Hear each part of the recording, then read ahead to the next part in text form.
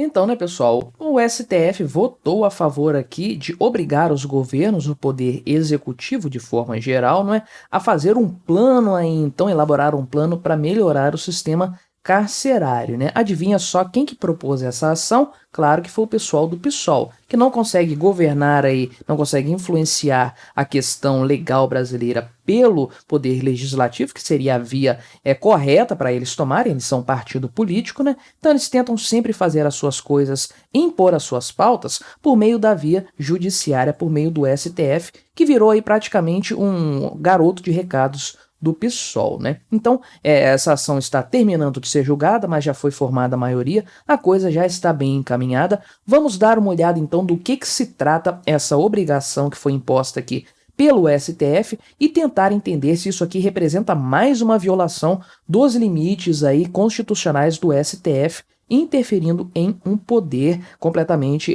alheio ao seu próprio poder, que é o poder judiciário, né? Não se esqueça, deixe o seu like, seu comentário neste vídeo, se inscreva no meu canal. Se você ainda não for inscrito, considere se tornar membro patrocinador do meu trabalho, com valores a partir de R$ 1,99 por mês. Você me ajuda bastante, pode ter certeza disso, né? Então, essa ação aqui que está sendo julgada, ela começou lá em 2015 e foi ajuizada, conforme eu falei, pelo PSOL aí, né? Na época, o que o partido aí, Socialismo e Liberdade, coisa mais contraditória, né? O que eles alegaram lá naquela época? Que a União, os estados e o Distrito Federal foram omissos em resolver os problemas aí do sistema carcerário brasileiro e isso estaria violando preceitos fundamentais dos presos, e eles também alegaram aí que a superlotação e as condições degradantes do sistema prisional configuram um cenário, então, que é incompatível com a Constituição Federal, e eles citam aí como exemplo dessa incompatibilidade a dignidade da pessoa humana, a vedação de tortura e de tratamento desumano, o direito de acesso à justiça, os direitos sociais à saúde, educação, trabalho e segurança aí dos presos, né? Então, lá em 2015 já havia sido concedida de forma liminar, né? Acredito que foi pelo Celso de Mello, na verdade aqui não está listando quem que foi, mas eles consideram de forma liminar aí o reconhecimento desses problemas no sistema carcerário brasileiro e eles determinaram medidas aí naquela época como a famigerada realização das audiências de custódia aí de forma obrigatória e também a liberação de alguns recursos do Fundo Penitenciário Nacional que na época estavam contingenciados porque o Brasil estava quebrando lá em 2015, como a gente bem sabe, a gente bem se lembra, né? Então, a coisa começou a ser votada anteriormente aí em 2021, ou seja, 2015, a ação foi proposta, ela foi aí atendida de forma liminar em alguns aspectos, em alguns pontos, pelo pessoal do STF, e em 2021 ela voltou a ser julgada aí, então sim, aqui o Marco Aurélio Mello, né, não foi o Celso Mello não, Marco Aurélio Mello aí, ele votou favoravelmente a ação do PSOL, né, então ele já votou favoravelmente lá atrás, o Marco Aurélio Mello nem é ministro do STF mais, né, e aí o Barroso pediu vistas desse processo aí, ele ficou engavetado desde então, né. Agora o Barroso se tornou o presidente do STF, então ele retomou o julgamento desse caso e ele próprio votou favoravelmente também aí, porém ele ampliou o tempo de atuação aí dos poderes executivos, né? Vou chegar nesse ponto aí ainda. E aí outros ministros então acompanharam o seu voto após isso, né? O Cristiano Zanin, Nunes Marques, Alexandre de Moraes, Edson Fachin, Luiz Fux, Dias Toffoli e Carmen Lúcia. Acho que praticamente todo mundo votou nesse sentido aí, né? Não sei se não deu tempo da Rosa Weber votar antes da aposentadoria dela aí. Então, de fato, a coisa está decidida. Acho que até o Gilmar Mendes já votou aí nesse sentido também, porque isso aqui ele votaria no dia 4. Hoje, né, não vi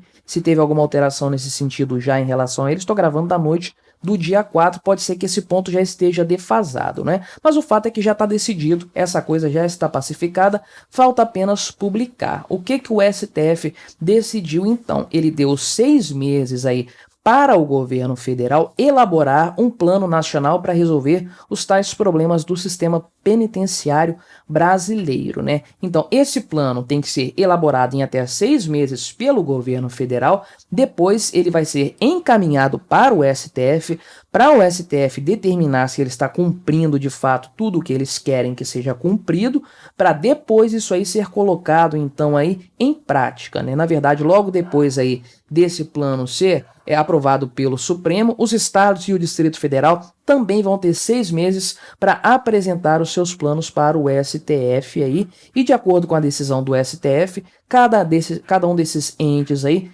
tem 3 anos para implementar as soluções propostas aí pelos seus planos a serem apresentados. De acordo com o senhor Luiz Roberto Barroso, presidente do STF, então, essa questão atual aí do sistema prisional brasileiro realmente está violando a Constituição Federal, e aí o STF tem a incumbência de zelar pelos direitos fundamentais previstos na Constituição, sobretudo, olha, isso aqui é muito importante, quando se trata de grupo vulnerável, altamente estigmatizado e desprovido de representação política, né? Você poderia pensar em várias pessoas, em vários grupos de pessoas, se eu falasse para você assim: me cite um grupo vulnerável, altamente estigmatizado e desprovido de representação política, né? Você poderia pensar aí em imigrantes, você poderia pensar em pessoas com algum tipo de doença, você poderia pensar em, sei lá, em qualquer tipo de minoria aí que realmente seja estigmatizado, seja vulnerável e não tenha representação política. Mas ele está falando aqui da população carcerária, né? Dos presos.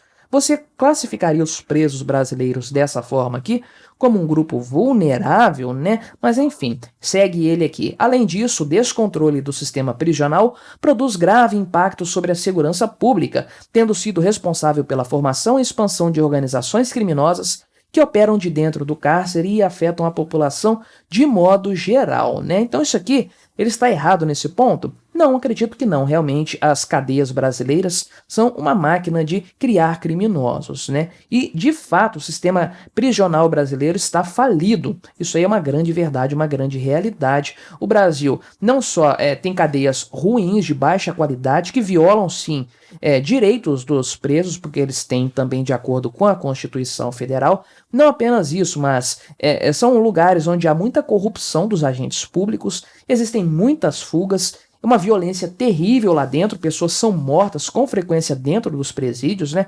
Rebeliões, em muitos casos aí, são guerras de gangues iniciadas dentro desses lugares, e os caras, os bandidões lá, estão dentro do presídio, continuando a tocar os seus negócios criminosos lá de dentro, negócios que continuam aqui fora também. Então, um sistema completamente falido, né? Agora, isso aí dá o direito ao STF de agir dessa forma aqui, obrigando o Poder Executivo a tomar alguma providência nesse sentido, porque você para pensar, né? Quantas coisas que o Estado supostamente deveria fazer do ponto de vista constitucional e não faz. Em matéria de saúde, educação, transporte público, segurança pública, garantia de direitos, enfim, tem um monte de coisas que o Estado não faz. O STF vai começar a obrigar o governo a tomar medidas nesse sentido, elaborar um plano aí para a educação, elaborar um plano para a saúde, né, para as pessoas pararem de morrer nas filas dos hospitais, porque parece que existe outras prioridades, né, da sociedade brasileira do que a questão prisional, né? Então, realmente, aí, claro que é um problema, o sistema carcerário brasileiro é um caos terrível, porém, existem outras prioridades. Agora, o STF tem essa prerrogativa, de fato, de ficar obrigando o Poder Executivo a fazer essas coisas aqui. Pergunte aí ao Congresso Nacional se essa é uma prioridade dele, né? Se realmente dar condições melhores para os presidiários é uma prioridade do Congresso Nacional, porque o Congresso Nacional é feito por representantes do povo, supostamente, né? Por que o pessoal não levou aí esse seu projeto para o Congresso Nacional votar, avaliar, discutir e votar isso aí posteriormente, né? Levar isso em consideração, porque eles sabem que não é uma prioridade, que isso não seria levado em conta, esse projeto ficaria engavetado. O que eles foram fazer? Recorreram para o STF, que de fato tem uma predileção muito clara para pautas progressistas como essa, e sim, essa pauta é uma pauta tipicamente progressista do pessoal que considera a prisão, a cadeia, como um local de ressocialização dos bandidos, quando obviamente isso nunca funcionou e não vai funcionar jamais. Só que esse aí é um outro extremo da questão prisional. O que existe hoje não funciona, o que esse pessoal quer também não funciona. Talvez o fato aí da punição estatal para crimes seja realmente o grande problema, né? Esse sistema carcerário aí que não melhora a vida da vítima, né, não restitui nada à vítima e piora ainda mais o agressor, o criminoso, né? Como resolver isso? Não sei dizer, muito menos pelas vias estatais, né? Agora, o fato é que eu acredito que mais uma vez o STF está avançando em suas prerrogativas constitucionais, interferindo em poderes aí, né? Trouxe aqui no canal recentemente uma notícia, uma matéria falando que o STF estaria votando a obrigação, então, do Congresso Nacional legislar sobre licença paternidade. Agora o STF determina a obrigação dos governos criarem um plano para melhorar o sistema carcerário. Por que esses caras não governam o Brasil de uma vez? Muito mais fácil, né? Simplifica muito mais a questão. Eles criam ali o seu grupinho de governo, 11 togados superpoderosos, que vão determinar tudo aí, determinar as leis, determinar a execução dessas leis e tudo mais, porque na prática eles já estão interferindo de uma forma surpreendente e escandalosa nos outros poderes. Mas me diga aí o que você achou dessa história toda, deixe meu comentário, colabore com o nosso debate, se inscreva no meu canal se você ainda não for inscrito e até a próxima.